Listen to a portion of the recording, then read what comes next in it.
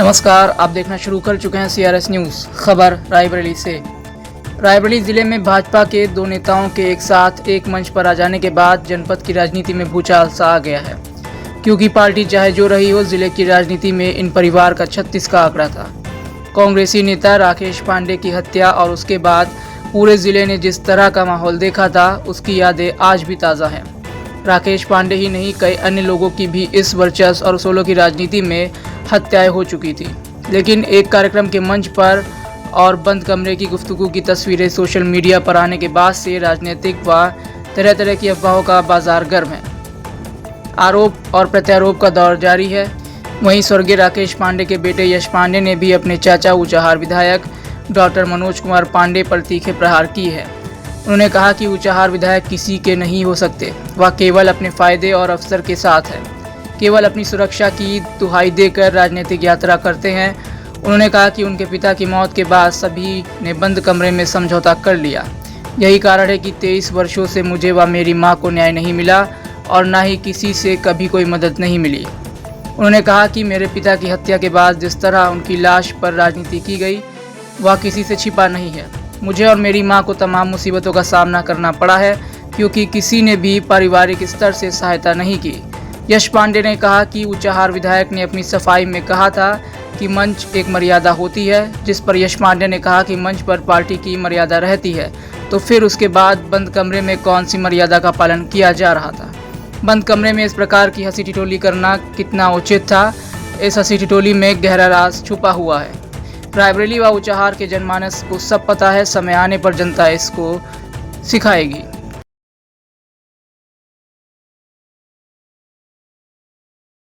मेरा नाम यश पांडे, मैं स्वर्गीय राकेश पांडे की का बड़ा पुत्र हूँ। एक कार्यक्रम का जो है इस वक्त चर्चा बना हुआ है, जिसमें जो है दो माननीय जो है साथ में पहुँचते हैं। इसमें एक आपके चाचा जी हैं और एक जो है पूर्व विधायक जी और वर्तमान विधायक जी। वह चर्चा बना हुआ है, इस पर क्या कहेंगे आप? क्योंकि राजनीतिक परिक्षेत्र में इसका काफ़ी बदलाव देखा गया जी, देखिए, सर्वप्रथम मैं ये कहूँगा कि जिस हिसाब से वो चित्र सबके समक्ष आया है और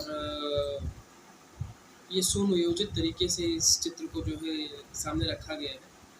मनोज चाचा के पर्सनल हैंडल से ही ये फ़ोटो अपलोड करी गई और कुछ समय के उपरांत उसको डिलीट किया गया। तो यह एक प्रयोग था। जब जनमानस ने उसको अस्वीकार किया, तब उसको फिर डिलीट किया। आपके पिता की घटना से दोनों परिवार में, यानी विधायक जी परिवार में, आप परिवार में जो गंभीर चल रही थी, ये पहली बार जो है दोनों जनता क्या सोचेगी, जनता मन काफ़ी सवाल। देखिए, हम लोग थोड़ा लेट हो गए हैं। ये पहली बार आज डिजिटल मीडिया का ज़माना है, इसलिए इस तरह की फ़ोटो सामने आ गई। वरना बंद कमरों में तो आज से एक दशक पहले ही बहुत से समझौते हो गए थे और बहुत से मेल मिलाप हो गए थे। नहीं, आपके पिताजी की हत्या में लेकिन मेल मिलाप हो गए थे या राजनीतिक समझौते में? देखिए, मुद्दा किसी ने ये इस ज़िले में स्वांग रचा था। यहाँ से लेके लखनऊ के गलियारों में, राजनीतिक गलियारों में ये स्वांग रचा था कि हमें सुरक्षित किया जाए, नहीं हमारी हत्या हो जाएगी और जिस प्रकार हमारे भाई की हत्या हुई उस प्रकार हमारी हत्या हो जाएगी। तो इस तरह का स्वांग किन्हीं के द्वारा रचा गया था और उसके बाद में इसी को उन्होंने इस्तेमाल करके चुनावी मुद्दा बनाया और चुनाव लड़े। तो आज जनमानस और जनता अपने आप को ठगा महसूस कर रही है। इस तरीके से इनका किसी के साथ में मंच पे साथ में आकर के और इस तरीके से जो इन्होंने चित्र अपने पर्सनल हैंडल से डाली, उसके अंदर लोगों ने जब उसको अस्वीकार किया फिर उसको डिलीट किया इन्होंने। तो इस तरीके से ये सब चीज़ों को देख कर के जनता अपने को ठगा महसूस कर। जैसे अभी पिताजी की हत्या हुई, उनके साथ साथ उदाहरण देखा गया कि जो है कई अन्य लोगों की हत्या हो गई।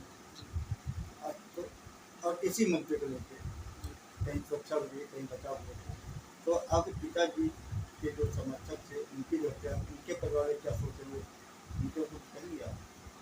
देखिए, ये सन 2000 की बात है। तब रायबरेली का एक जो समय था, एक दौर था, वो बड़ा अलग दौर था। एक आतंक था रायबरेली। आज जिस प्रकार हम आप सब लोग बैठ कर के बात कर रहे हैं, तब शायद ये दौर होता तो इस प्रकार हम सब आप बैठ कर के किसी व्यक्ति विशेष के बारे में नहीं बात कर सकते।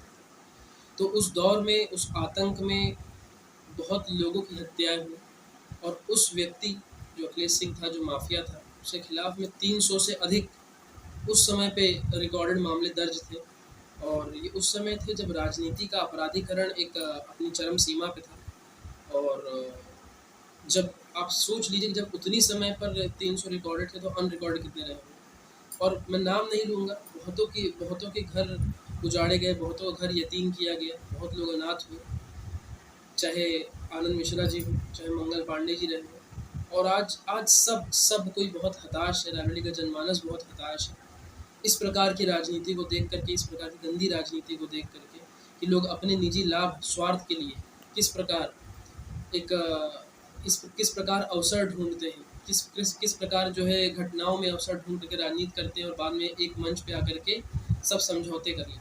अच्छा, जनता से हमेशा मंच पे कहा गया कि मैं वसूलों से समझौता नहीं करूँगा, वसूलों की राजनीति नहीं करता। इस पे क्या करूँगा, अपनी को वसूल कहाँ चाहिए? ये तो सबके समक्ष आ गया है। और मैं बताया कि हम लोग लेट हो गए, आज से एक दशक पहले ही बंद कमरों में इन सब चीज़ों के ऊपर समझौते हो गए थे। और जिस प्रकार से ये राजनीति का स्तर गिराते चले जा रहे हैं यहाँ कुछ चंद नेता, इसको देखते हुए मेरा आम जनमानस से अपील है कि सचेत हो जाइए। और जितना आप जिस व्यक्ति को जैसा आप समझ रहे हैं, तो इनकी जो जिस प्रकार की राजनीति है वो काफ़ी नकली राजनीति है, जिसका कोई जनाधार नहीं। ये सब महलों की बुनियाद बहुत नकली है, बहुत 420 की है। अच्छा, आप इसका बोल रहे हैं, आपके पास कभी उनकी तरफ से कोई दबाव या बदलाव करके कहीं नहीं कहा गया कि किस तरह की बातें नहीं कर रहे? देखिए, मैंने जैसे कि कहा कि मैं बहुत भावुक होकर के मैंने उस दिन जब ये चित्र देखा, तब मैं उसके बाद में मैंने निर्णय लिया कि यदि अब मैं कुछ नहीं बोलूँगा तो मुझे खुद से बहुत घृणा होगी।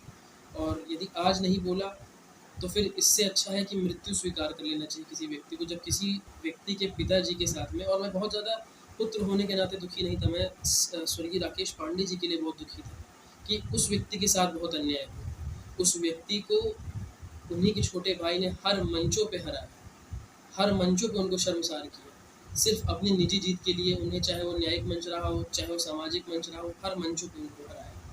तो जो भी है आज आप सबके समक्ष क्या है जनता का कहना चाहेंगे? और एक आपने कहा कि आपकी जब पिता की हत्या हुई थी तो आपके दरवाजा बंद हो गया था, ये क्या हुआ? देखिए, जब ये घटना हुई थी तो उसके 2 दिन के उपरांत हमारी माताजी से कहा गया कि 1 सप्ताह के भीतर आप सभी अपने तीनों बच्चों के समेत आप अपना बोरिया बिस्तर बांध करके यहाँ से निकल जाइए। तो देखिए, मैं बहुत छोटे परिवार से आता हूँ, मतलब मेरे जो दादाजी थे वो एक मेडिकल एजेंसी चलाते थे, वैद्यनाथ की।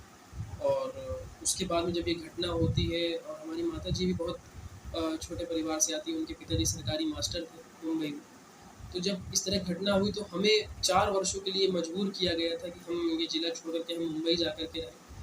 1 रूम किचन 200 स्क्वायर फीट की जगह में, जहाँ पे पहले 7 लोग रह रहे थे, उसमें से हम 4 लोग और जा कर के रहने लगे।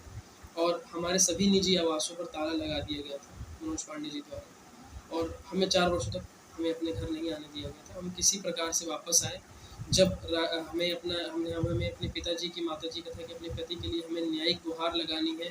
क्योंकि आपको ही पता है कि आज हमारा सिस्टम कैसा है कि न्याय मिलता नहीं है, न्याय लेना पड़ता है और न्याय लेने के लिए सबूत पेश करने पड़ते हैं। तो उसी प्रकार से दर-बदर भटकना, लोग के किवाड़ों को खटखटाना, दरवाज़ों को खटखटाना कि हमें न्याय चाहिए, इसी की गुहार लगाने के लिए हमारी माताजी ने किसी तरह प्रयास करके वापस आए।